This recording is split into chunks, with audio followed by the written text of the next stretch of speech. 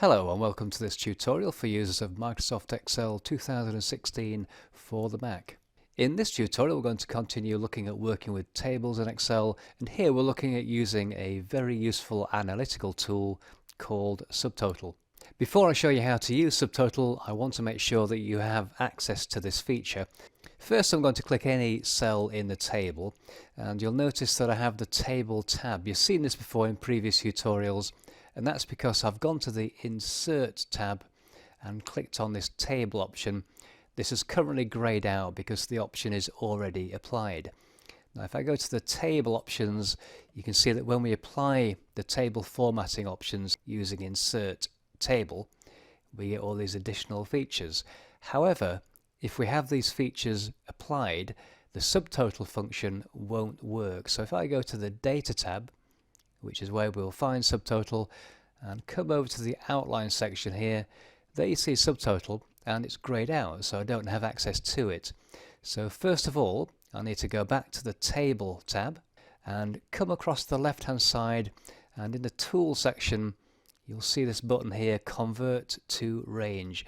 So if I click on Convert to Range, we'll get a warning dialog appear, and it says, do you want to convert the table to a normal range?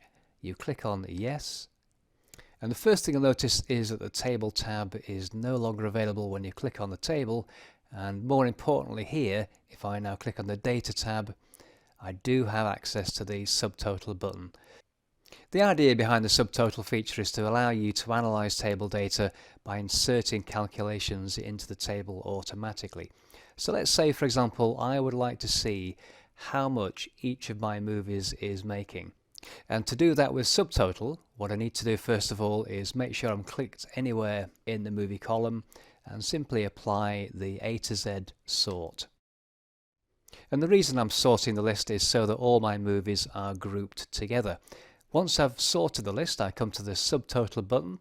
So if I click on Subtotal, and there's the dialog box, and you'll see there we have a number of options. The first one says at each change in. So basically at the end of each block of movies I would like the subtotal to appear, and so I'm going to click on the drop down list here and choose the movie column. Next we have the option to choose the calculation function. At the moment we have sum, and if I click on the drop down arrow there again, you'll see we have count, average, max, min, and some of these we've seen before of course. I'm going to leave it with sum selected and come down to the next section, which is add subtotal to. So this is basically the column where you would like the calculation, the subtotal calculation, to appear. And if I scroll up that list, you'll see we have all the column headings. There's no point applying a subtotal to a text column because obviously there's nothing to calculate.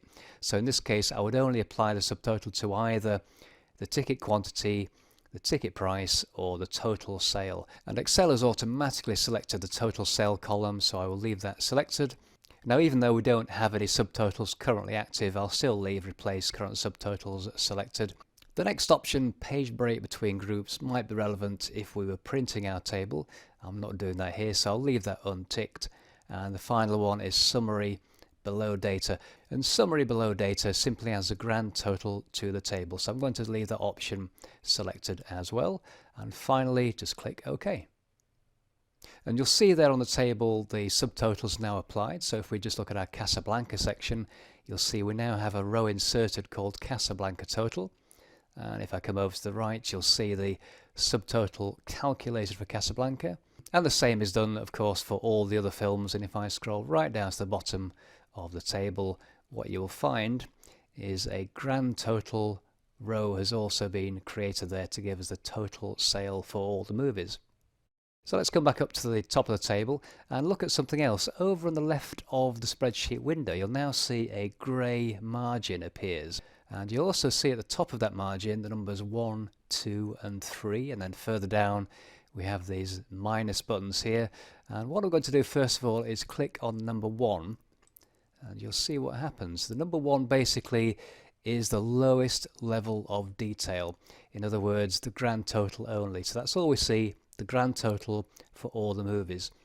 If I click on the number 2, that's the second level of detail, so we get more information, and this time we see the subtotals for all the movies and of course the grand total as well.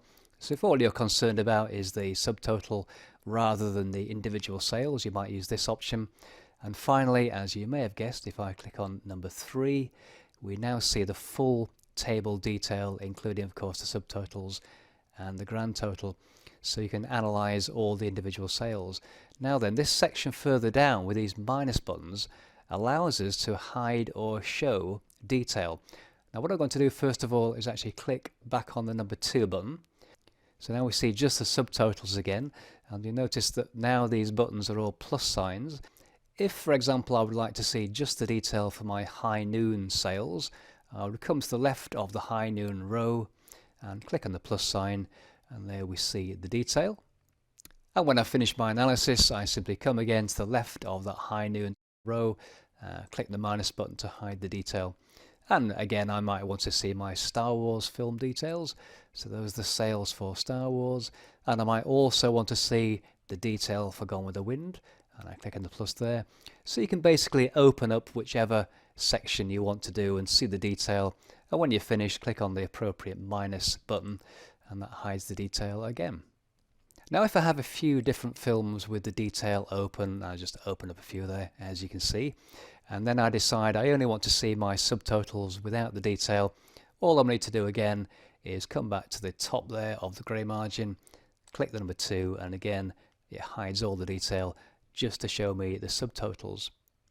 I can also apply a sort to my subtotal figures, so if I want to see the highest value at the top, which might be a reasonable thing to do, I click in the total sale column, come back to my sort and filter section in the data tab, and this time I'm going to click Z to A, which is the highest value to the smallest, and there we go, there's the sort applied.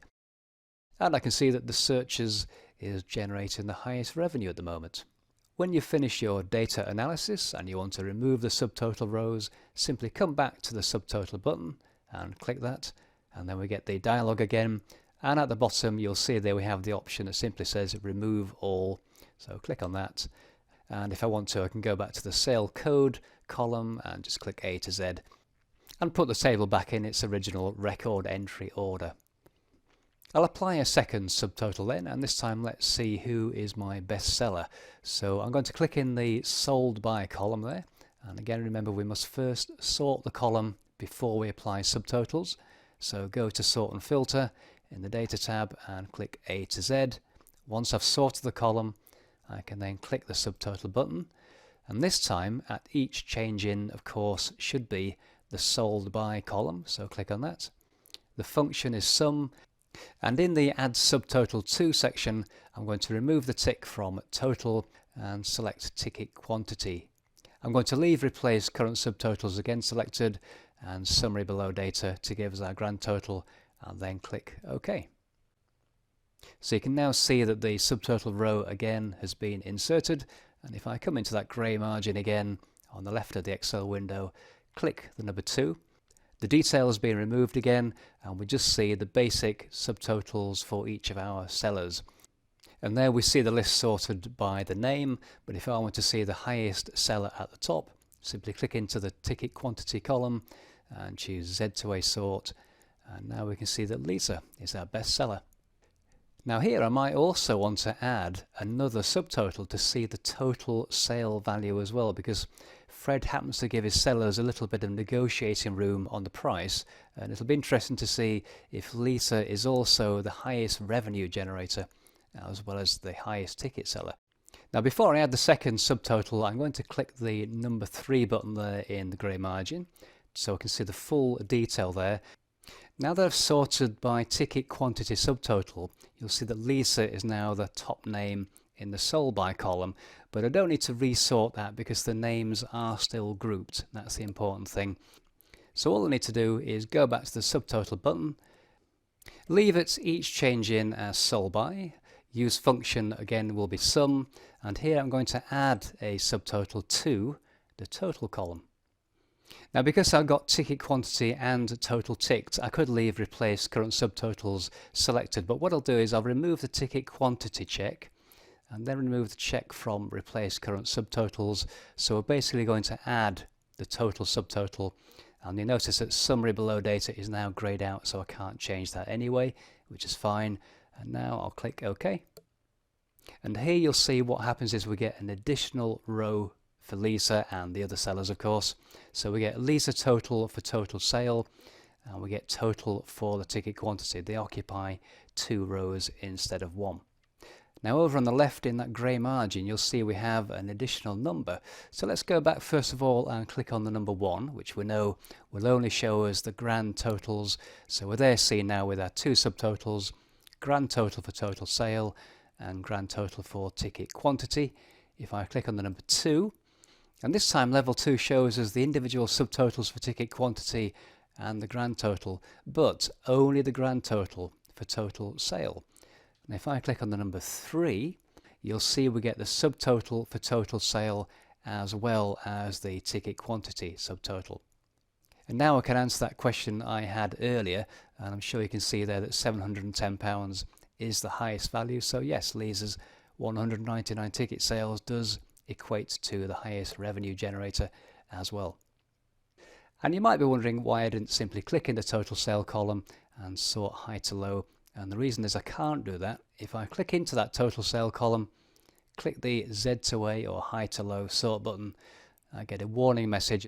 And this warning is basically telling me that all the subtotals will be removed from the table if I click OK. Well, I don't want that to happen just yet, so I'm going to click the cancel button, and instead I'll just show you what happens when I click the number 4 button. You may have guessed, and if I click it now, you'll see we get the full detail again for the table. And just to demonstrate the subtotal with a different function, if I go back to the subtotal button and again leave it as sold by for the change, this time change the function to average. I'm going to remove the tick from total and tick the ticket price column. I can leave replace current subtotal unchecked, click OK, and there we now have the average ticket price as well as my total for total sale and the total for ticket quantity. And once I've completed all my analysis, again click the subtotal button, click remove all, and again finally I can click into that sale code column, click A to Z, and we're right back where we started. That completes this look at the subtotal feature in Excel. I hope you found it useful and you can apply some of the things you've seen here to the spreadsheets that you're working on. In the meantime, thank you for watching, and I'll see you next time.